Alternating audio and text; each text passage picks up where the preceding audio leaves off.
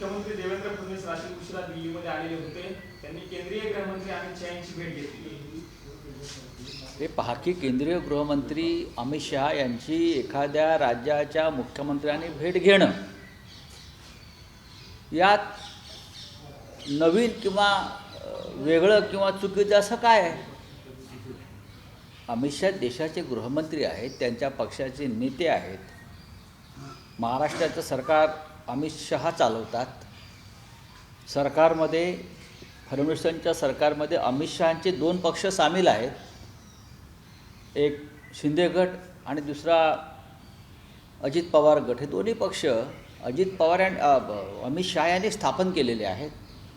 त्याच्यामुळे त्या 2 पक्षांचे प्रमुख आणि पुन्हा भाजपचे नेते अशा तिहेरी भूमिकेत अमित शहा असल्यामुळे महाराष्ट्राच्या मुख्यमंत्र्यांनी अमित शहांची भेट घेणं याच्यामध्ये आता नाविन्य नाही. आता अजित पवारांच्या पक्षाचं काय करायचं वगैरे वगैरे असे अनेक प्रश्न चर्चेला आले असतील. विलिनीकरणाच्या अनुषंगाने चर्चा झाली अशी माहिती समजली. नाही, मला माहीत नाही काय झालं ते. जोपर्यंत स्वतः अमित शहा किंवा फडणवीस काही बोलत नाहीत त्याच्यावरती काय चर्चा आपण करणार? आणि विलिनीकरण कोणामध्ये करणार? राष्ट्रवादी काँग्रेस, शिंदे गट भाजपमध्ये विलीन होणार आहेत की अजून काय होणार आहेत? असे अनेक प्रश्न असू शकतात. पण अमित शहांशी चर्चा करणं त्यांना गरजेचं असतं. कारण शेवटी म्हटलं ना की 2 पक्ष त्यांचे सरकारमध्ये सामील आहेत स्वतःचे. सुनेत्रा कुमार आज मुख्यमंत्री पदाची शपथ घेत आहेत. पुन्हा कार्यभार स्वीकारतील त्या. नाही, दिल्लीमध्ये त्यांना येऊन त्यांच्या पक्षाच्या जे प्रमुख नेते आहेत त्यांना भेटावंच लागेल. जरी राष्ट्रवादी काँग्रेस पक्ष याचं चिन्ह जरी वेगळं असलं, मूळ शरद पवारांचं चिन्ह त्यांच्याकडे आलेलं आहे आणि ते बेकायदेशीरपणे आलेलं आहे. जसं धनुष्यबाण आहे हे बेकायदेशीरपणे शिंदे गटाला गेलेलं आहे. त्याच्यामुळेच त्यांना सगळं जे काय यश मिळतं आहे सर्वत्र हा त्याचाही परिणाम आहे. दिल्लीत येऊन त्यांनाही राष्ट्रवादी काँग्रेसच्या सध्याच्या मूळ प्रमुखांना भेटावं लागेल. सर, चंद्रपुरातल्या सत्तानाट्याचा आज शेवटचा दिवस आहे. महापौर पदाची निवडणूक आज होईल आणि सर्वांच्या नजरा आहेत त्या ठाकरेंचे नगरसेवक काय भूमिका घेणार याकडे. नाही, भूमिका स्पष्ट आहे.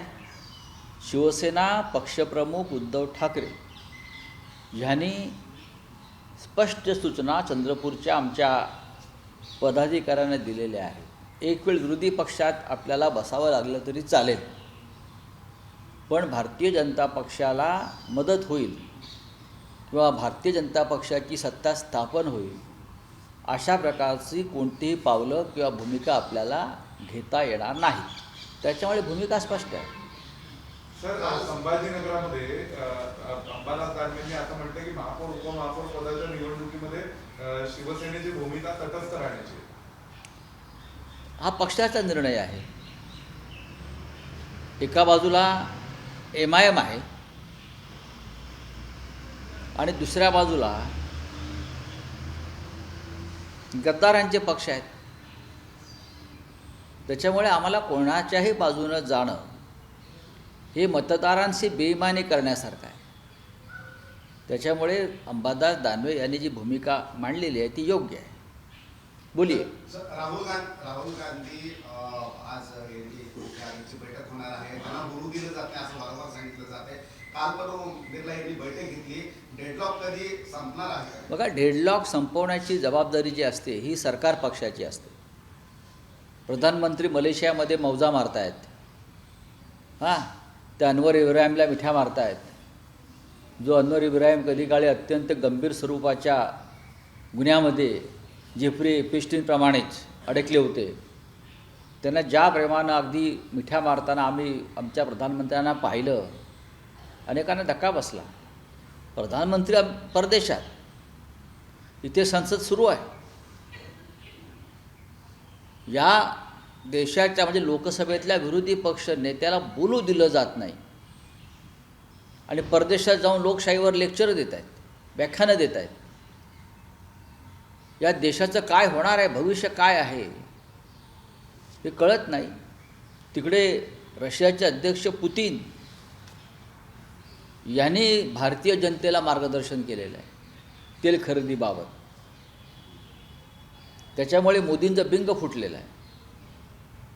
मोदी यांनी पूर्णपणे ज्या पद्धतीनं प्रेसिडेंट ट्रम्प पुढे गुडघे टेकलेले आहेत ही अत्यंत चिंताजनक धक्कादायक गोष्ट आहे. अशा वेळेला लोकसभेत देशाच्या राष्ट्रीय सुरक्षेच्या मुद्द्यावर या देशाचे विरोधी पक्षनेते राहुल गांधी काही भूमिका मांडत असतील, त्यांना रोखणं, त्यांना बोलू न देणं हा एक प्रकारचा देशद्रोह आहे.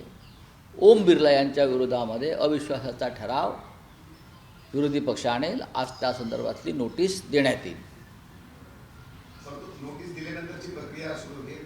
अविश्वास ठराव सत्ताधारी पण म्हणतात की अविश्वास ठराव आहे, परंतु ओम बिर्ला हे नियमानुसार संपूर्ण कारवाई करत असतात. भारतीय जनता पक्षाचा आणि नियमांचा आणि कायद्याचा काहीही संबंध नाही. भारतीय जनता पक्ष हा हुकुमशाही पद्धतीनं चालणारा आणि चालवला गेलेला पक्ष आहे. भारतीय जनता पक्षाच्या टाचेखाली या देशाचं सुप्रीम कोर्ट, हायकोर्ट, निवडणूक आयोग सर्व संविधानिक संस्था आहेत. कोणालाही काम करू दिलं जात नाही. हुकुमशाही पद्धतीनं अमित शहा आणि नरेंद्र मोदी काम करतात. नियम, कायदा, संविधान याची कोणतीच चाड या सरकारला मला दिसत नाही. राहुल गांधी म्हणाले काल ज्यावेळेस त्यांनी लोकसभा अध्यक्षांसोबत चर्चा केली त्यावेळेस त्यांनी कॉपरेशनची भूमिका दाखवली होती. बघा, आम्ही जेव्हा सकाळी बैठक झाली खरगे साहेबांच्या कार्यालयामध्ये, तेव्हा ही भूमिका आम्ही घेतली राहुल गांधीने की आपण आपल्याकडून सहकार्याचा हात पुढे करू. जनतेपर्यंत आम्हाला संदेश द्यायचा आहे की आम्हाला सभागृह चालवायचं आहे, आम्हाला लोकसभा चालवायची आहे, अर्थसंकल्पावरती आम्हाला चर्चेत सहभागी व्हायचं आहे. ही भूमिका राहुल गांधींनी घेतल्यावर ते ओम बिर्ला लोकसभा अध्यक्षांना भेटायला गेले सर्व पक्षांच्या खासदारांसह. पण ओम बिर्ला यांच्यावरती मोदी आणि शहांचा प्रचंड दबाव हे त्यांच्या चेहऱ्यावर आणि त्यांच्या बॉडी लँग्वेजवरून स्पष्ट दिसतं आहे. त्याच्यामुळे त्यांनी कोणतंही सहकार्य स्वीकारलं नाही. मनोज अरोराचं जे पुस्तक आहे त्यावर प्रकाशनाचं कालच स्पष्टीकरण आलेलं आहे आणि गुन्हा दाखल करण्यात आला. त्यांनी सांगितलं की हे आम्ही पुस्तक प्रकाशितच केलं नाही असं प्रकाशकाचं म्हणणं आहे. पुस्तक प्रकाशित जरी केलं नसेल तरी पुस्तकाची पायरसीचे प्रकार खूप आहेत मोदींच्या काळामध्ये. प्रत्येक गोष्टीची ते पायरसी आहे. जर राजकीय पक्षांची पायरसी होते, राष्ट्रवादी काँग्रेस, शरद पवार आणि शिवसेना उद्धव ठाकरेजी या दोन्ही पक्षाची पायरसी कोणी केली? मोदी आणि शहानेच केली ना. ही पायरसी आहे. शिंदेंकडला जो पक्ष आहे शिवसेना किंवा अजितदादांकडे जो पक्ष होता राष्ट्रवादी काँग्रेस, ती मूळ पक्ष नाही, ती पायरसी आहे. त्याच्यामुळे पायरसीवरती कोणी बोलू नये. लोकसभा अध्यक्षांनी विधानसभेचे सभापती आणि विधान परिषदेचे सभापती यांचे अधिकार निश्चित करण्यासाठी एक कमिटी स्थापन केलेली आहे आणि त्या कमिटीचं अध्यक्षपद राहुल नार्वेकरांकडे दिलेलं आहे. सत्यानाश. सबका विकास सबका सत्यानाश. राहुल नार्वेकरांनी आपल्या मर्यादांचा भंग करून शिवसेना आणि राष्ट्रवादी काँग्रेसच्या फुटीवर शिक्कामोर्तब केलं, पक्षांतरमधली कायद्याच्या धज्जिया उडवल्या, त्यांच्याकडे हे दिलं असेल तर डाकू मानसिंगकडे कायदा आणि सुव्यवस्था दिल्यासारखं आहे या देशाची. चला बोलिए क्या है, विरोध करणार बोलिए क्या है, क्या हिंदी में कुछ है?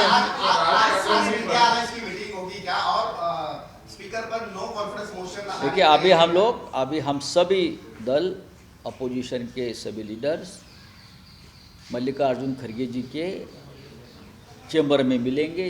वहाँ राहुल जी भी रहेंगे. हम फिर एक बार जो डेडलॉक हुआ है लोकसभा में उसके ऊपर चर्चा होगी. कल भी चर्चा हो गई थी और कल हमने ये तय किया था, राहुल जी ने ये मान लिया था कि हमको सरकार को सदन चलाने के लिए कोऑपरेशन करना चाहिए, बजट पर चर्चा में हमको सहभाग लेना चाहिए. ये राहुल जी की, खड़गे जी की, सबकी हमारी भूमिका थी. लेकिन जब सदन शुरू हो गया तो लोकसभा स्पीकर ने ही कोऑपरेशन नहीं किया. आज वापस हम कोशिश करेंगे. हमारी भूमिका स्पष्ट है. और अगर ओम बिरला जी मानते नहीं है, उनका रवैया ऐसा ही रहेगा, तो हमको अपोजिशन को उनके खिलाफ अविश्वास प्रस्ताव लाना पड़ेगा। आज हमको नोटिस देनी पड़ेगी। सर, त्रिभाषा समितीचं सूत्र, त्रिभाषा समितीची आज चर्चा होणार आहे। हिंदी भाषा सक्तीवरती परत जे आहे भार दिला जाणार आहे आणि पहिलीपासून AI वरती चर्चा होणार आहे। म्हणजे मुलांना AI त्याच्यावर तज्ज्ञांना बोलू द्या या देशातल्या। सर सगळ्यात मोठे तज्ज्ञ नरेंद्र मोदी आहेत। सर राज ठाकरेंनी भूमिका घेतली आहे की आम्ही मराठीसाठी लढतच राहणार। मोहन भागवतांनी काही म्हटलेलं असतं की मराठीसाठी लढणं किंवा भाषेचा आग्रह धरणं हे आजार आहे, आजार आहे. अशा पद्धतीचे विधान म्हणून दाखवतात। एक लक्षात घ्या, भाषेसाठी नाही लढायचं तर मग कशासाठी लढायचं? हा देश का निर्माण झाला? भाषावर प्रांतरचना का निर्माण केली संविधानानुसार? आणि तुमच्या संघाचीच भूमिका आहे की प्रत्येक प्रादेशिक भाषा ही राष्ट्रभाषा आहे। हे भागवत साहेबांच्या कानावर गेलेलं दिसत नाही त्यांच्या संघाची भूमिका, त्यांच्या संघटनेची भूमिका। देश, राष्ट्र संघटित आणि एकत्र करण्यामध्ये भाषांचं फार मोठं योगदान आहे। हिंदी ही या देशाची एक प्रमुख भाषा नक्कीच आहे, पण आक्रमण किंवा अतिक्रमण होता कामा नये ही जर कोणी भूमिका घेतली असेल आणि आपापल्या प्रांताच्या भाषा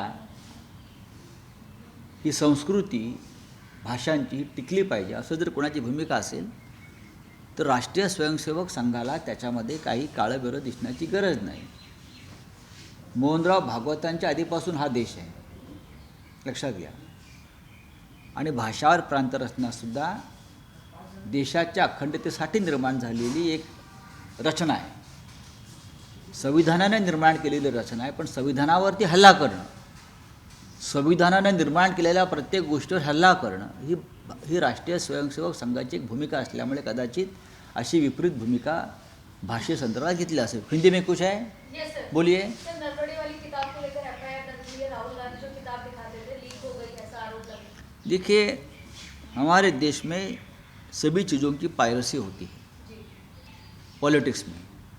आपने देखा होगा कि शिवसेना की एक पायरेसी है, बीजेपी ने बनाई पायरेसी। शिवसेना, ओरिजिनल शिवसेना अलग है, लेकिन एक पायरेसी है शिंदे के पास।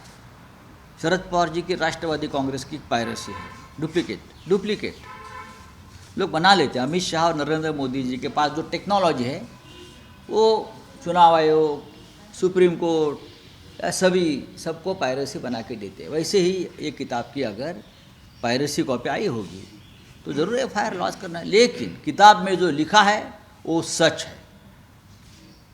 किताब पब्लिश हुई है नहीं पब्लिश हुई, पायरेसी कॉपी आई, ये अलग बात है। पायरेसी का ज़माना नरेंद्र मोदी और अमित शाह ने देश में शुरू किया है, तो किताब भी पायरेसी कॉपी आ गई। चलिए।